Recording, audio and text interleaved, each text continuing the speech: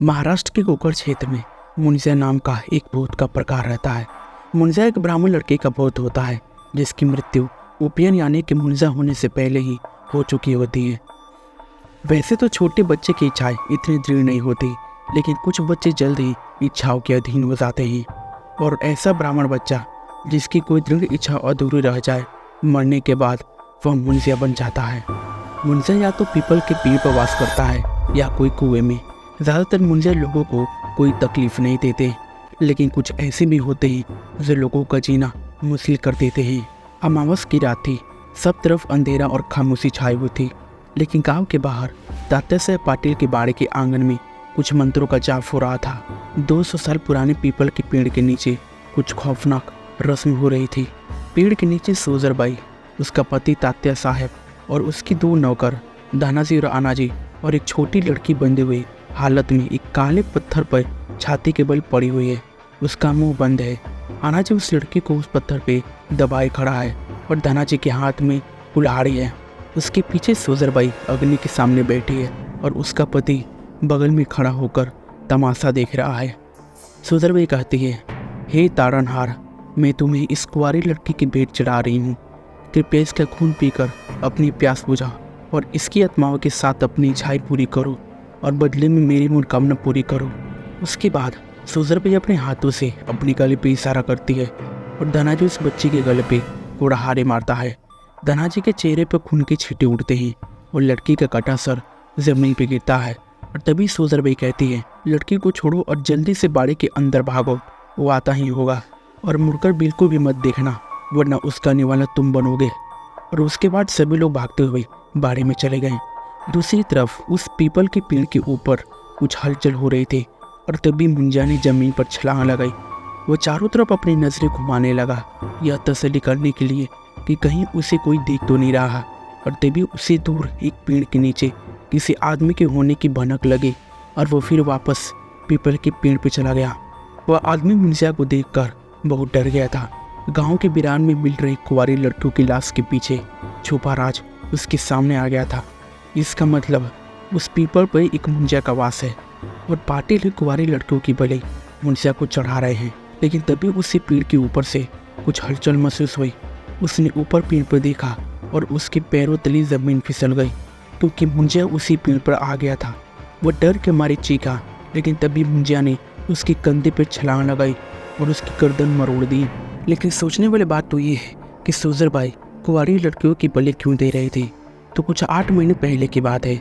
आनाजी और दानाजी दरवाजे पे लात मार रहे थे। वो अंदर पहुंचते हैं तो छत से सोजरबाई फंदे से लटक रही थी। दानाजी और आनाजी ने भागते हुए उसके पैर उठाए और तभी तात्या साहब ने कहा, तुम ये क्या करने जा रही थी। तो सोजरबाई कहती है, हमारे शादी के 25 साल बीत गए हैं, लेकिन मैं अब भी कोई संतान को जन्म नहीं दे पा रही हूँ। अरे कितने वैद, कितने औषधि खा ले, बहुत मंदिर मस्जिद घूम आए, बहुत कुछ कर लिया हमने, लेकिन फिर भी मैं बाज के बाजे रह गई। अब मैं जी कर भी क्या करूँगी। तात्या साहब कहता है, तू चिंता मत कर, मुझे आज ही बाबल गांव के तांत्रिक के बारे में पता चला है। अब सिर्फ वही हमारी मदद कर सकता है। दूसरे दिन काले कपड़े पहना एक तांत्रिक जमीन पे बैठा है। उसके सामने सोजरबाई और तात्या साहब बैठे हुए हैं और तांत्रिक कहता है, तुम्हारे पिताजी ने 30 साल पहले वह बाड़ा एक ब्राह्मण से खरीदा है। वो बाड़ा खरीदने के बाद तुम्हारे पिताजी उसी आंगन के कुएं में डूबकर मर गए थे। आंगन में एक 200 साल पुराना बड़ा सा पीपल का पेड़ है। उस पेड़ पर एक मुंजा का वास है। वह मुंजे बाड़े के पहले मालिक का बेटा है जो कि एक ब्राह्मण था। उसका बड़ा बेटा माधव मुंजा करने से पहले ही आंगन के कुएं में डूबकर मर गया। उसकी कुछ ही महीनों में शादी होने वाली थी। उसमें वासना भरी थी जो पूरी नहीं हो पाई, इसलिए वह मुंजा बन गया। 32 साल से वो इस पीपल के पेड़ पे रह रहा है। वह काफ़ी दुखी है क्योंकि उसकी इच्छा अभी भी पूरी नहीं हो पाई है और वह चाहता है कि तुम उसकी इच्छाएं पूरी करो। इसलिए उसने तुम्हारे परिवार पर अपना कहर बरसाना शुरू कर दिया है ताकि तुम उससे तंग आकर उसकी इच्छाएं पूरी करो। इतने साल से तुम्हारे बच्चे नहीं हुए, फिर भी तुम्हें इस मुंजा के बारे में पता नहीं चला। तुम उसे खुश करो और फिर तुम्हें खुद ही संतान होगी। तात्या सब कहते हैं कि मुंजा को खुश कैसे किया जा सकता है। तो बाबा कहते हैं, उसे 4 कुंवारी लड़कियों की बलि चढ़ाओ। यह सुन वो दोनों काफ़ी चौंक गए। उन्हें अपने कानों पर बिल्कुल भी विश्वास नहीं हुआ।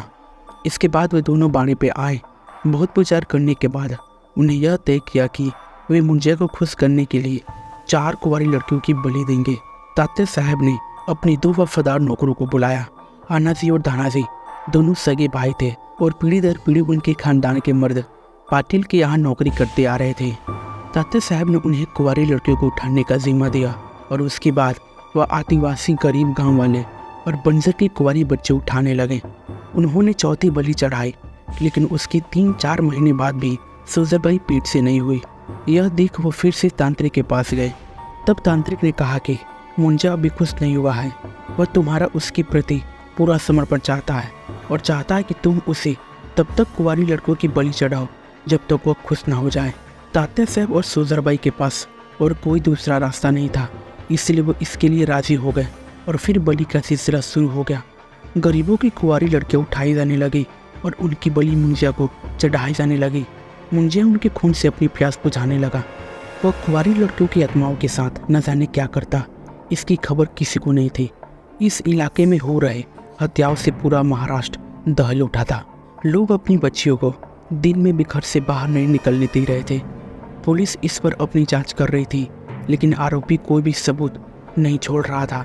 इसलिए मुंबई से सीआईडी ऑफिसर देश पांडे अपनी टीम के साथ उस गांव में पहुंचे। उन्होंने जांच शुरू की, लेकिन कोई भी सुराग नहीं मिला। एक दिन कुछ बंजारों को गांव के जंगल में अन्ना की लाश मिल गई, जिसकी गर्दन मरोड़ दी गई थी। उसका सर पीछे की ओर मुड़ा हुआ था। सीआईडी ऑफिसर देश पांडे उस जगह पहुंच गए। उस जगह से पाटिल का बाड़ा बस सामने ही था। तभी उसकी नज़र उस पुराने पीपल के पेड़ पे पड़ी। यह हत्या बाकी हत्याओं से अलग है, क्योंकि इसकी मौत गला काट कर नहीं हुई है, लेकिन जिस तरह से इस आदमी का सिर उल्टा मरोड़ दिया गया है, इसे यह पता चल रहा है कि यह काम किसी सीधा आदमी का नहीं है, यह कोई पहलवान ही कर सकता है। लेकिन शायद इस हत्या का बाकी हत्याओं से कोई संबंध नहीं है, क्योंकि कुंवारी लड़कियों की हत्या बलि के लिए की गई थी। तभी ऑफिसर पूछता है, यह कुंवारी लड़कियों की बलि कैसे चढ़ाई जाती है? उसी इलाके का एक हवलदार उसके साथ था। वह बोला, किसी देवी को या फिर भूत या राक्षस को साहब। ऑफिसर पूछता है, क्या भूत प्रेत पीपल के पेड़ पे रहते हैं? देश पांडे उस पीपल की ओर देखकर कहा, हाँ साहब। पुलिस को वहां देख पाटिल के दोनों आदमी दानाजी और आनाजी वहां पहुंचे। उन दोनों पहलवानों को देखकर देश पांडे उन पर ही शक करने लगा। उसके बाद जांच के दौरान वो मृतक के घर पहुंचे और पूछे, क्या आपके पति की किसी से दुश्मनी थी? पत्नी ने कहा, नहीं जी, लेकिन मुझे लगता है कि उनकी हत्या पाटिल के आदमी दानाजी और आनाजी ने की है, क्योंकि कुछ दिन पहले उन्होंने मुझसे कहा था कि एक रात जब वो खेत से लौट रहे थे, तब उन्हें रास्ते में अनाजी और दानाजी जमीन खोजते हुए दिखाई दिए थे। उनके पास ही जमीन पर एक बोरी पड़ी थी। ऐसा लग रहा था मानो उसमें कोई इंसान हो। जब उन्होंने उनसे पूछा कि उसमें क्या है, तो वह बोले कि इसमें गाय का मारा हुआ बछड़ा है। लेकिन उन्हें शक हुआ, क्योंकि इतनी रात को कौन बछड़ा दफनाता है। और उसके ठीक 7 या 8 दिन बाद गांव की दूसरी जगह कुत्तों ने जमीन से एक लड़के की लाश खुरद कर बाहर निकाली थी।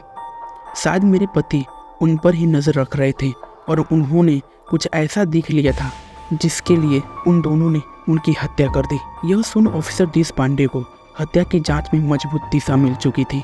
उन्होंने दानाजी और आनाजी पर पूरी नज़र रखना शुरू कर दिया था, लेकिन दानाजी और आनाजी भी काफ़ी तेज और चालाक थी। आनाजी और दानाजी को यह बात पता चल गई थी कि पुलिस उन पर नज़र रखी हुई है।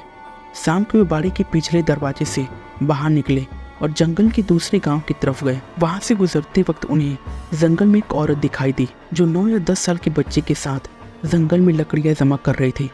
आनाजी ने चुपचाप पीछे से जाकर उस औरत के सिर पे लाठी मारी और औरत बेहोश हो गई। उसके बाद आनाजी ने बच्चे का मुंह दबाकर उसे उठा लिया और उसे बाड़ी में ले आया। रात हो चुकी थी, सब तरफ अंधेरा छा गया था।